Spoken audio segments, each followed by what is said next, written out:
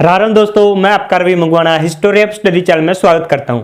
दोस्तों, आज इस वीडियो में हम बात करेंगे 12th क्लास के जो हिस्ट्री है उसके सिलेबस से तीसरे इंपोर्टेंट चैप्टर के बारे में। आप पीछे लिखे देख सकते हैं, मेरे तीसरा इंपोर्टेंट चैप्टर है चैप्टर नंबर 13, जिसका नाम है महात्मा गांधी और राष्ट्रीय आंदोलन। इस चैप्टर में हम महात्मा गांधी और उनके आंदोलन जो उन्होंने चलाए थे उनके बारे में बात करेंगे। इससे पहले मैंने दो इंपोर्टेंट चैप्टर ईटे मन के और अस्थियां और भक्ति और सूफी परंपराओं के ऊपर भी वीडियो बना दी है। जिन्होंने नहीं देखी है डिस्क्रिप्शन में लिंक है, नहीं तो फिर आप आई बटन पर जाकर उसको देख सकते हैं। तो आज जल्दी से हम अपने आज के टॉपिक को शुरू करते हैं। तो दोस्तों, पहले हम महात्मा गांधी जी के बारे में बात करते हैं, जहां से क्वेश्चन 2 या 3 जरूर पूछे जाते हैं। यह बात समझ लेना, महात्मा गांधी का एक भी क्वेश्चन आपसे नहीं छूटेगा। तो महात्मा गांधी जी के पूरा नाम की बात करें तो मोहनदास करमचंद गांधी इनका पूरा नाम है।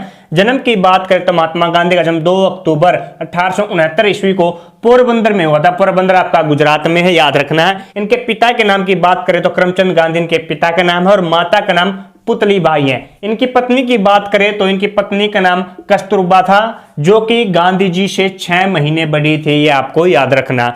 इनका विवाह 1883 ईस्वी में हुआ था कस्तूरबा के साथ और इनके 4 पुत्र थे, हरिलाल, मणिलाल, रामदास, देवदास, ये आपको याद रखना है।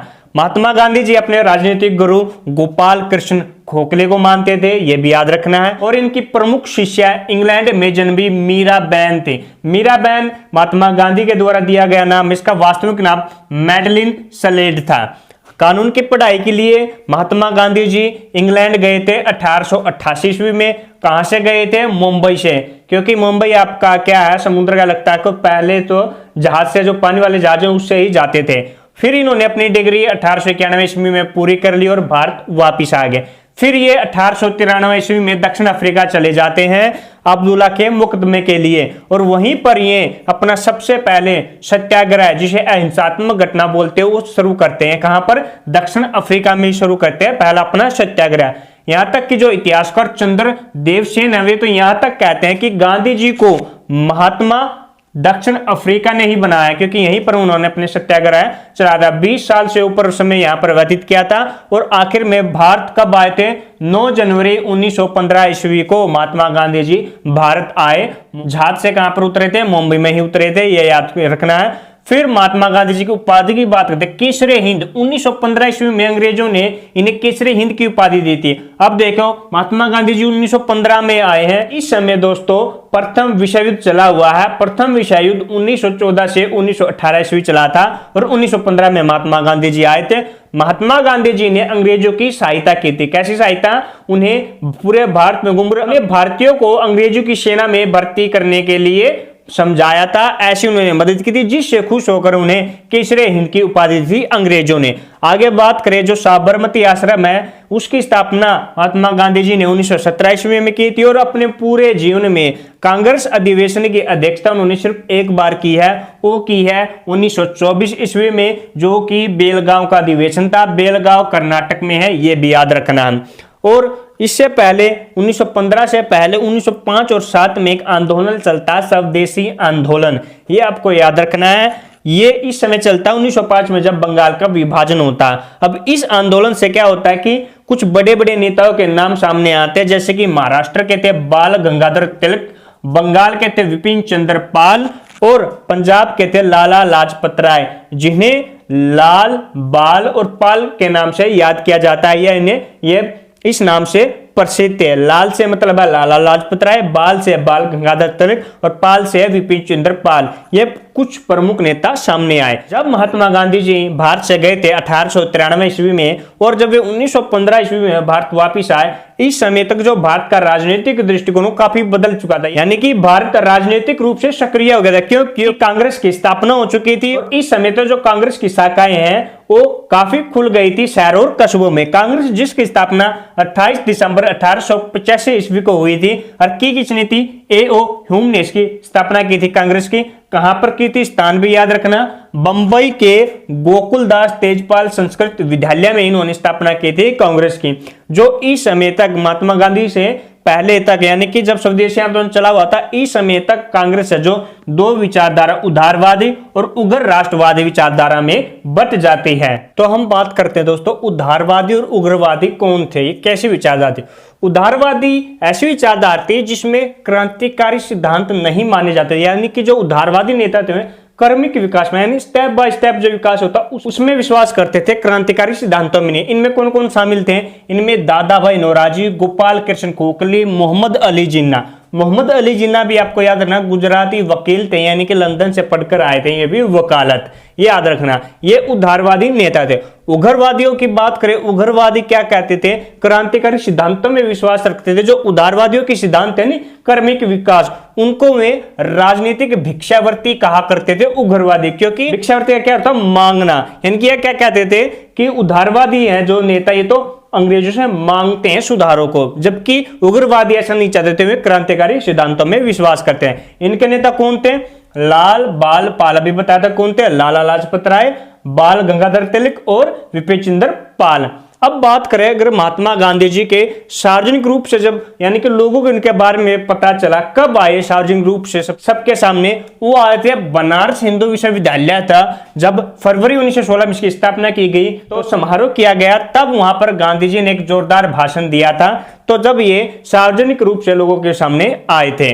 फिर बात करें दोस्तों लखनऊ में, लखनऊ का जो कांग्रेस अधिवेशन होता है दिसंबर 1916 में, वहां चंपारण से किसान आए होते राजकुमार शुक्ला, तो वो गांधी जी को अपनी समस्या के बारे में बताते हैं। चंपारण में क्या था, जो अंग्रेज नील उत्पादक थे, यानी कि जो अंग्रेज नील की खेती करते थे, वे किसानों के साथ बहुत ही बुरा व्यवहार करते थे, वे महात्मा गांधी जी को बताते हैं और महात्मा गांधी जी उनके साथ जाते हैं। वहां पर 1917 में महात्मा गांधी जी चंपारण में सत्याग्रह चालू करते हैं, जिसे चंपारण सत्याग्रह के नाम से जाना जाता, जो भारत में गांधी जी का प्रथम सत्याग्रह था। उसके बाद फिर महात्मा गांधी जी 1918 में अहमदाबाद मिल मजदूर आंदोलन है उसमें उनका साथ देता है। अहमदाबाद के जो मिल मजदूर अपने मालिकों के खिलाफ जो आंदोलन कर रहे होते हैं, यहां पर प्रथम भूख हड़ताल, पूरे देश में जो प्रथम बार भूख हड़ताल की थी वो महात्मा गांधी ने ही की थी, वो की थी 1918 के अहमदाबाद मजदूर आंदोलन में। उसके बाद फिर 1918 में खेड़ा सत्याग्रह शुरू करते, खेड़ा आपका गुजरात में है, यहां पर भी किसानों का कर है जो बहुत ज्यादा बढ़ा देते हैं अंग्रेज सरकार, तो किसान उनके खिलाफ विद्रोह करते हैं, तो 1918 में महात्मा गांधी जी यहां साथ देते हैं। अब ये याद रखना दोस्तों, ये क्वेश्चन कई बार आता है इनका सीरीज का, कि सबसे पहले क्या, सबसे पहले 1917 में चंपारण सत्याग्रह, 1918 में अहमदाबाद मिल मजदूर आंदोलन और 1918 में फिर खेड़ा, क्योंकि खेड़ा और अहमदाबाद में कंफ्यूज हो जाते हैं स्टूडेंट की, पहले खेड़ा लगा देते हैं, नहीं, उससे पहले अहमदाबाद मिल मजदूर आंदोलन था और उसके बाद 1918 का खेड़ा गुजरात सत्याग्रह था, ये आपको याद रखना। फिर समय आता दोस्तों 1919 में रोल एक्ट पारित होता है, जो सिडनी रोल्ट है उसकी अध्यक्षता में पारित होता है, उसके अध्यक्ष होते हैं, इनकी नाम पर इसे रोल एक्ट कहा जाता है। 17 मार्च 1919 को रोल एक्ट पारित किया जाता है, जिसको बिना वकील, बिना अपील और बिना दलील ये कानून कहा जाता है। बिना वकील, अपील और दलील क्यों कहा जाता है, क्योंकि इसमें ना तो आपका कोई वकील हो सकता था, ना कोई आप अपील कर सकते, ना ही कोई दलील दे सकते थे, कि मुझे वजह से ये कहा जाता है, और भारतीय इसको काला कानून कहकर पुकारते थे रोल्ट एक्ट को। तो इसके विरोध में गांधी जी ने 6 अप्रैल 1919 को देशव्यापी हड़ताल का आह्वान किया, यानी कि पूरे देश को कहा कि वे एक हड़ताल करें, जिस वजह से दिल्ली और पंजाब में महात्मा गांधी को जाने से मना कर दिया गया, वहां पर उसको प्रतिबंध कर दिया गया। और जब ये जा रहे थे तो पलवल जो कि हरियाणा में, वहीं पर उन्हें गिरफ्तार कर लिया गया अंग्रेजी सरकार ने, और उसे वापस बंबई जाने वाली ट्रेन में बैठा दिया गया। और फिर पंजाब के जो डॉक्टर सतपाल और डॉक्टर सैफुद्दीन किचलू, 2 लोकप्रिय नेता थे दोस्तों, उनको 9 अप्रैल को गिरफ्तार कर लिया जाता अंग्रेजों के द्वारा, जिसके विरोध में जलियांवाला बाग में, जो कि 13 अप्रैल 1919 की तारीख, इस दिन बैसाखी भी थी, याद रखना है, 13 अप्रैल 1919 को कम से कम 20,000 लोग आते, शांतिपूर्ण रूप से इकट्ठा होते हैं विरोध करने के लिए अंग्रेजों का, क्योंकि उन्होंने पंजाब के जो 2 बड़े नेता थे डॉक्टर सत्यपाल और डॉक्टर सैफुद्दीन किचलू, उनको गिरफ्तार कर लिया गया था। लेकिन इसी बीच जो जनरल डायर होता है, बिना किसी कारण के या बिना किसी चेतावनी के वहां पर गोलियां चला देता है और सारे के सारे लोग वहां पर मारे जाते हैं। इस हत्याकांड का पूरे देश में विरोध होता है दोस्तों। रोल एक्ट था दोस्तों, उसके विरोध में जो गांधी जी ने हड़ताल शुरू की थी, उसी हड़ताल से महात्मा गांधी सच्चे राष्ट्रीय नेता के रूप में पूरे देश के सामने आए हैं, और ये इनका पहला देशव्यापी सत्याग्रह था। हालांकि इससे पहले चंपारण सत्याग्रह शुरू किया था, लेकिन वो चंपारण तक था, पूरे देश में नहीं। पहला जो देशव्यापी सत्याग्रह था उनका रोल्ट एक्ट सत्याग्रह था, ये आपको याद रखना है। तो दोस्तों, रोल्ट एक्ट के विरोध में महात्मा गांधी जी फिर असहयोग आंदोलन चलाते हैं। असहयोग आंदोलन को पारित करता कलकत्ता अधिवेशन जब होता 1920 में, जिसकी अध्यक्षता लाला लाजपत राय ने की थी। इस अधिवेशन में असहयोग आंदोलन को पारित कर दिया जाता है और फिर महात्मा गांधी जी असहयोग आंदोलन शुरू कर देते हैं। इसमें क्या होता है, जो विद्यार्थी हैं, विद्यार्थियों द्वारा शिक्षण संस्थाओं का बहिष्कार किया जाता है, वकीलों द्वारा न्यायालयों का, अध्यापकों द्वारा सरकारी स्कूलों का, यानी कि कुल मिलाकर बात यह है कि सरकारी संस्थाओं का बहिष्कार किया जाना था। क्योंकि अब असहयोग का मतलब ही देखो, सहयोग ना करना। सहयोग क्या होता है, मदद ना करना, यानी कि अंग्रेजों का कोई सहयोग नहीं करना, यही इस आंदोलन का मतलब था। और इस आंदोलन के दौरान ही रोल्ट एक्ट के विरोध में महात्मा गांधी जी ने अपनी उपाधि केसरे हिंद और रविंद्रनाथ टैगोर ने अपनी उपाधि नाइटहुड, या जिसे सर भी कहा जाता है, ये उपाधि त्याग दी थी। ये क्वेश्चन भी कई बार पूछा जाता है। आगे एक और क्वेश्चन है जो काफी बार पूछा जाता है। प्रिंस ऑफ वेल्स 17 नवंबर 1921 ईस्वी को भारत आए थे। क्यों आए थे? क्योंकि अंग्रेजी सरकार ने भारत में जो परिस्थितियां थी उनकी जानकारी के लिए प्रिंस ऑफ वेल्स को भेजा था, यानी कि वे बात करें कांग्रेस नेताओं से। लेकिन इसके विरुद्ध में पूरे भारत में सार्वजनिक हड़ताल होती है। उसके बाद जब आंदोलन अपनी विकास की चरम सीमा पर था तो एक घटना घटती है। कब? 5 फरवरी 1922 ईस्वी को उत्तर प्रदेश के गोरखपुर जिले में चोरी चौरा नामक गांव में। क्या घटना थी? वहां पर जो आंदोलनकारियों की भीड़ है वो गुस्से में आकर 22 पुलिसकर्मियों को थाने के अंदर ही जिंदा जला देती है, जिस वजह से महात्मा गांधी जी काफी निराश हो जाते हैं। और इस वजह से 12 फरवरी 1922 ईस्वी को बारदोली से, जो कि गुजरात में है, महात्मा गांधी जी असहयोग आंदोलन को वापस लेने की घोषणा कर देते हैं, जिस वजह से कांग्रेस के काफी बड़े नेता इनके खिलाफ भी हो जाते हैं, इनसे नाराज हो जाते हैं, जैसे सुभाष चंद्र बोस, पंडित जवाहरलाल नेहरू, ये नाम हैं, आप देख सकते हैं। फिर उसके बाद 10 मार्च 1922 ईस्वी को महात्मा गांधी जी को गिरफ्तार कर दिया जाता है और 6 वर्ष की इन्हें सजा सुनाई जाती है। लेकिन बीमारी के कारण इन्हें 5 फरवरी 1924 को ही रिहा कर दिया जाता है, क्योंकि ये बीमार हो जाते हैं। उसके बाद इसी बीच में 8 नवंबर 1927 ईस्वी को साइमन आयोग की स्थापना की जाती है अंग्रेजों द्वारा। अंग्रेज साइमन कमीशन को भारत भेजते हैं क्या, ताकि वो कांग्रेस नेता है उनसे बात कर सके। 1928 ईस्वी में फिर साइमन कमीशन को भारत भेजा जाता है, लेकिन पूरे भारत में इसका विरोध होता है, काले झंडे दिखाकर, और साइमन कमीशन वापिस जाओ के ना रखे, साथ इसका विरोध होता है। विरोध क्यों होता है? क्योंकि जो साइमन आयोग बनाया जाता है इसमें कोई भी भारतीय नहीं होता, सभी अंग्रेज होते हैं और इनको भेजा जाता है भारत के हालात को देखकर कोई निर्णय लेने के लिए। लेकिन ये कोई भी भारतीय इसमें शामिल नहीं है, जिस वजह से पूरे भारत में इसका विरोध किया, ये आपको याद रखना है। अगला आता है 1928 का साल ही। उसी समय क्या होता, बारदोली में, जो कि गुजरात में है, किसान आंदोलन करते कर बढ़ाने की वजह से अंग्रेजों द्वारा। वहां पर इनका नेतृत्व जो करते हैं वल्लभ भाई पटेल करते हैं, और ये सफल हो जाता है बारदोली सत्याग्रह वल्लभ भाई पटेल का, जिस वजह से जो वहां की महिलाएं हैं इन्हें सरदार की उपाधि देते। ये क्वेश्चन भी कई बार क्वेश्चन पेपर में आता है कि सर की उपाधि किन्होंने दी थी वल्लभ भाई पटेल को, या फिर क्यों देते, ये आपको याद रखना। अगले बात करते हैं हम दिसंबर 1929 ईस्वी का लाहौर अधिवेशन, जिसकी अध्यक्षता जवाहरलाल नेहरू ने की थी। अब इसकी खास बात यह है कि क्योंकि सबसे पहले जवाहरलाल नेहरू एक युवा थे, युवा के हाथों में नेतृत्व आया था कांग्रेस का, और इसमें पूर्ण स्वराज की मांग की थी, यानी कि पूरे भारत स्वतंत्र होना चाहिए अंग्रेजों से, इस चीज की मांग की थी। 31 दिसंबर 1929 ईस्वी को आधी रात को रावी नदी के तट पर भारतीय झंडा फहराया गया था, और यह निश्चय किया गया था कि 26 जनवरी 1930 ईस्वी को स्वतंत्रता दिवस मनाया जाएगा, और हर वर्ष फिर 26 जनवरी को ही स्वतंत्रता दिवस मनाया जाएगा। और खास बात यह थी कि इस आंदोलन में सविनय अयोग्य आंदोलन शुरू करने की इजाजत दी महात्मा गांधी को कांग्रेस ने। अब सविनय अयोग्य आंदोलन क्या था, यानी कि कानूनों को तोड़ना। अब क्या कानून तोड़ा था वो देखते हैं इसमें महात्मा गांधी जी ने।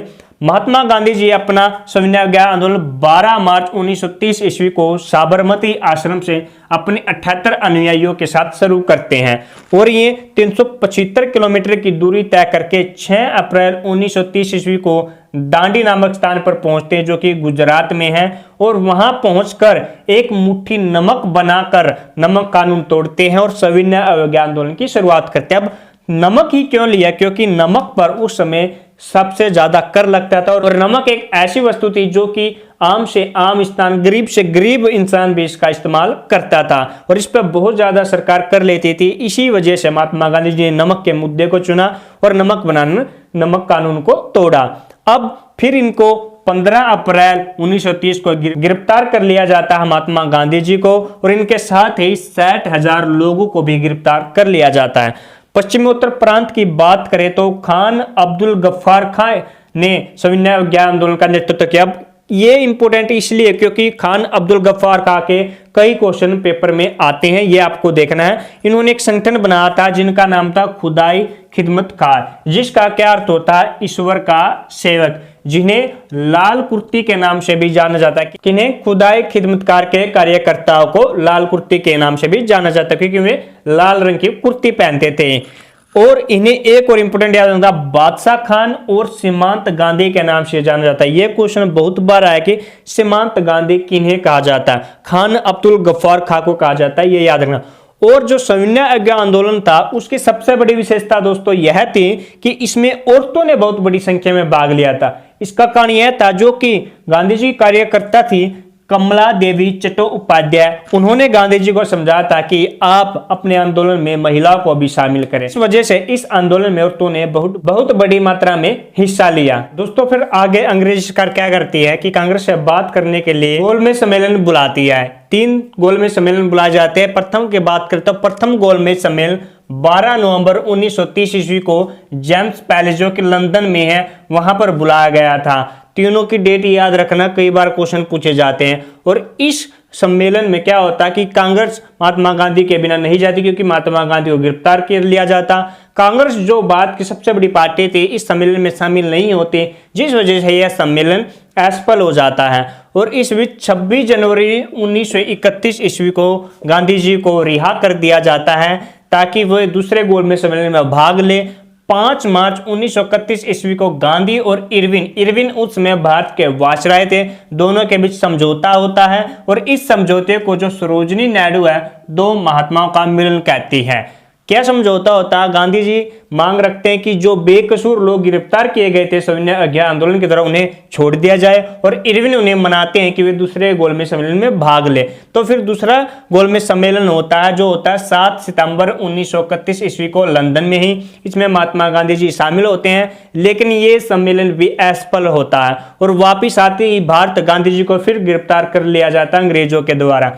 और इसी समय रैमजे मैकडोनाल्ड जो इंग्लैंड के प्रधानमंत्री होते हैं 16 अगस्त 1932 ईस्वी कम्युनल अवार्ड जारी करते हैं जिसे सांप्रदायिक पंचायत कहा जाता है। क्या चाहिए? इसमें वो यह घोषणा करते हैं कि दलितों के लिए अलग निर्वाचन पद्धति शामिल कर देते हैं और दलितों का इस समय सबसे बड़ा नेता डॉक्टर भीमराव अंबेडकर होते हैं। डॉक्टर भीमराव अंबेडकर इसका समर्थन करते हैं सांप्रदायिक पंचायत का कि ठीक है, लेकिन महात्मा गांधी जी इसका विरोध करते हैं क्योंकि महात्मा गांधी जी समझ जाते थे अंग्रेज उन्हें बांटने का काम कर रही है क्योंकि दलित जो बहुत बड़ा हिस्सा था भारत का, अगर वो अलग हो जाएंगे तो भारत कमजोर पड़ जाएगा। तो इसी वजह से महात्मा गांधी जी ने जो जेल में ही थे 20 सितंबर 1932 ईस्वी को पूना की जेल में ही आमरण अनशन शुरू कर देते हैं जो कि देश का पहला आमरण अनशन होता। आमरण अनशन होता है कि जब तक मर नहीं जाते कुछ नहीं खाएंगे, ये होता आमरण अनशन। तो जिस वजह से जो बड़े बड़े नेता थे वे चिंतित हो जाते हैं, जिनमें मदन मोहन मालवीय, डॉक्टर राजेंद्र प्रसाद ये हैं। तो मदन मोहन मालवीय, डॉक्टर राजेंद्र प्रसाद और राजगोपालाचार्य सभी मिलकर डॉक्टर भीमराव अंबेडकर को समझाते हैं और डॉक्टर भीमराव अंबेडकर और महात्मा गांधी जी के बीच 24 सितंबर 1932 को पूना में ही समझौता होता है जिसे पूना समझौता के नाम से जाना जाता है। इसके बाद दोस्तों तीसरा गोलमेज सम्मेलन होता है जो 17 नवंबर 1932 ईस्वी को होता है। इस सम्मेलन में दोस्तों भारत सरकार अधिनियम पारित कर दिया जाता है जो 1935 में लागू होता है। इस सम्मेलन में ही इसकी रूपरेखा तैयार की जाती है। एक इंपोर्टेंट क्वेश्चन आपको याद रखना है कि तीनों सम्मेलन में भाग लेने वाला भारतीय डॉक्टर भीमराव अंबेडकर थे। इन्होंने तीनों ही सम्मेलनों में भाग लिया था। ये एक इंपोर्टेंट क्वेश्चन है, ये आपको याद रखना है। फिर 1935 में भारत सरकार अधिनियम जो पारित कर दिया जाता है उसके तहत 1937 में चुनाव करवाए जाते हैं। क्या अधिनियम था? इसमें जो भारत में कांग्रेस को प्रांतीय सरकार बनाने की अनुमति दी जाती है, यानी प्रांतों में सरकार बना सकते हैं कांग्रेस। 1937 में चुनाव होते हैं, जिनमें से 11 प्रांतों में से 8 प्रांतों में कांग्रेस को सफलता मिलती है। लेकिन उसके कुछ ही समय बाद, 2 साल बाद, सितंबर 1939 को द्वितीय विश्व युद्ध शुरू हो जाता है और अंग्रेज फिर कांग्रेस की सहायता लेनी चाहती है। लेकिन अब की बार कांग्रेस है जो सहायता देने से मना कर देती है।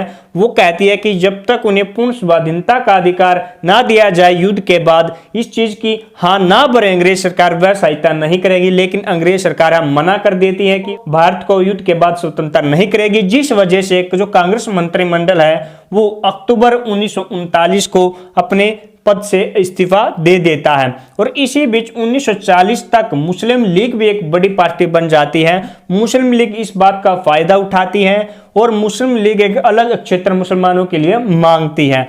23 मार्च 1940 को लाहौर में एक अधिवेशन होता है मुस्लिम लीग का, जिसकी अध्यक्षता मोहम्मद अली जिन्ना करते हैं और वे एक स्वतंत्र रूप से अलग मुसलमानों के लिए पाकिस्तान की मांग करते हैं। इस समय दोस्तों 1940-41 में जो इंग्लैंड के प्रधानमंत्री हैं वे विंस्टन चर्चिल हैं।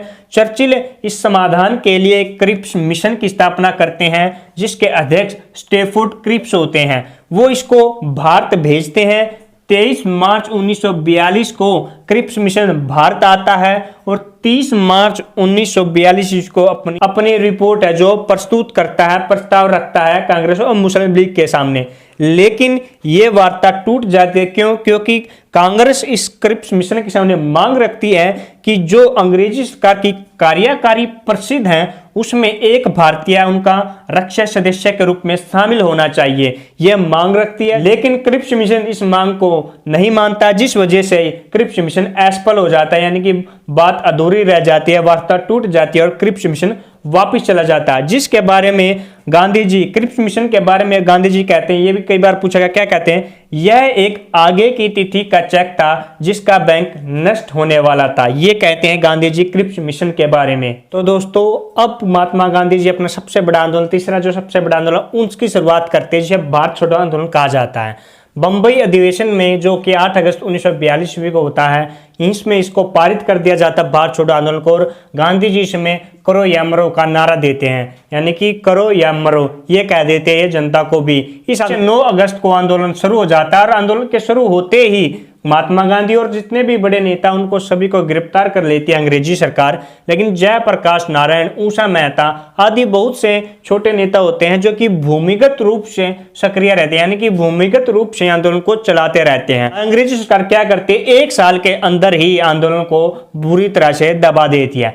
6 मई 1944 ईस्वी को बीमारी के कारण महात्मा गांधी जी को रिहा कर दिया जाता है और 1945 तक द्वितीय विश्व युद्ध भी समाप्त हो जाता है और ब्रिटेन में लेबर पार्टी की सरकार बनती है। लेबर पार्टी शुरू से ही भारत को स्वतंत्र करने के पक्ष में थी, ये आपको याद रखना है। लेबर पार्टी 1945 में लॉर्ड वेवल को भारत का वायसराय बनाकर भेजती है। लॉर्ड वेवल कांग्रेस और मुस्लिम लीग की बैठकें करवाता ताकि ये समझौता कर ले, जिसको कि वेवल योजना कहा जाता है, लेकिन कोई समझौता नहीं हो पाता। इसी बीच 1946 में फिर से चुनाव होते हैं जिसमें कांग्रेस जीतती है। लेकिन इंपॉर्टेंट बात ये है कि इस समय तक मुस्लिम लीग भी बहुत बड़ी पार्टी बन जाती है और मुस्लिम इलाकों से वह काफी बड़ी मात्रा में जीत कराती है और सबसे बड़ी विपक्षी पार्टी बन जाती है 1946 के चुनाव में। अब क्या होता है, 24 मार्च 1946 को ब्रिटेन की जो लेबर पार्टी है कैबिनेट मिशन को भेजती है कि कांग्रेस और मुस्लिम लीग एक हो जाए और भारत को स्वतंत्र कर दिया जाए। यह सबसे पहले दिल्ली पहुंचता है, लेकिन यह कैबिनेट मिशन भी असफल हो जाता है क्योंकि जिन्ना जो है वो पाकिस्तान की मांग पर अड़ा रहता है और इस वजह से यह मिशन असफल हो जाता है, वापिस चला जाता है। जिन्ना पाकिस्तान के लिए प्रत्यक्ष कार्यवाही दिवस मनाने की बात कहता है और इसके लिए वह 16 अगस्त 1946 का दिन चुनता है। लेकिन उसी दिन कलकत्ता में दंगे शुरू हो जाते हैं जो कि धीरे धीरे बंगाल, बिहार, संयुक्त प्रांत आपका आज का यूपी है और पंजाब, इन इलाकों में भी फैल जाता है। और इसी दंगों के बीच फरवरी 1947 को लॉर्ड माउंटबेटन को भारत का वायसराय बनाया जाता है वेवल की जगह। लॉर्ड माउंटबेटन भारत को आजाद करने की घोषणा करते हैं। 15 अगस्त 1947 का दिन चुना जाता है और भारत को आजाद कर दिया जाता है। जब भारत आजाद होता है तो गांधी जी उस समय कलकत्ता में होते हैं और वे जो दंगे इलाके वहां का दौरा कर रहे होते हैं। इस दिन महात्मा गांधी जी कोई भी कार्यक्रम नहीं करते, ना ही किसी में शामिल होते और ना ही महात्मा गांधी जी ने इस दिन कोई झंडा फहराया था, क्योंकि ये काफ़ी उदास थे, इनको निराश थी, क्योंकि भारत के दो भाग हो गए थे, भारत और पाकिस्तान। 15 अगस्त की रात को ही पाकिस्तान अलग देश बन गया था और भारत अलग देश बन गया था, जिसको ही गांधी जी को बहुत ही बुरा लग रहा था। लेकिन ये फिर भी काम करते रहे, दंगे इलाकों में जाकर जो लोग पीड़ित थे उनको आश्वासन देते रहे कि सब ठीक हो जाएगा। और इसी बीच 30 जनवरी 1948 को नाथूराम गोडसे नाम का जो पुणे का एक ब्राह्मण होता है, महात्मा गांधी जी को गोली मार देता है और महात्मा गांधी जी की मृत्यु हो जाती है। जैसे यह समाचार पूरे देश में फैलता है तो पूरे देश में दोस्तों मातम का माहौल छा जाता है। अब गोडसे जो नाथूराम गोडसे एक ब्राह्मण परिवार से थे और ये मुसलमानों का खुशामदी कहते थे महात्मा गांधी जी को, जिस वजह से उन्होंने महात्मा गांधी जी को गोली मारी। अब बात करते हैं दोस्तों कुछ महात्मा गांधी जी की उपाधियां, जैसे कि बापू राष्ट्रपिता किसने कही, और इनकी जो बुक है इनके बारे में भी क्वेश्चन आ जाता है कई बार।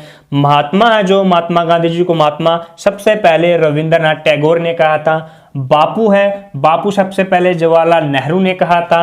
राष्ट्रपिता है, राष्ट्रपिता सबसे पहले सुभाष चंद्र बोस ने कहा था। और महात्मा गांधी जी को अर्धनंगा फकीर भी कहा जाता है, जो कि विंस्टन चर्चिल ने कहा था, जो कि ब्रिटेन के प्रधानमंत्री थे। इनकी बुक काफी है, लेकिन फेमस बुकों की बात करें तो इंडिया ऑफ माई ड्रीम इनकी फेमस पुस्तक है। और एक जो सबसे फेमस है वो the story of my experiment with truth है, जो कि इनकी आत्मकथा इन्होंने स्वयं लिखी है, ये इनकी पुस्तकें हैं। तो दोस्तों ये था चैप्टर 13। ये वीडियो देखने के बाद दोस्तों इस चैप्टर से आने वाले आप सभी क्वेश्चन कर लोगे। तो आशा है कि आपको वीडियो अच्छी लगी होगी। अगर वीडियो दोस्तों अच्छी लगी तो प्लीज वीडियो को लाइक शेयर और कमेंट करना ना भूलें और हमारे चैनल को भी सब्सक्राइब जरूर कर ले।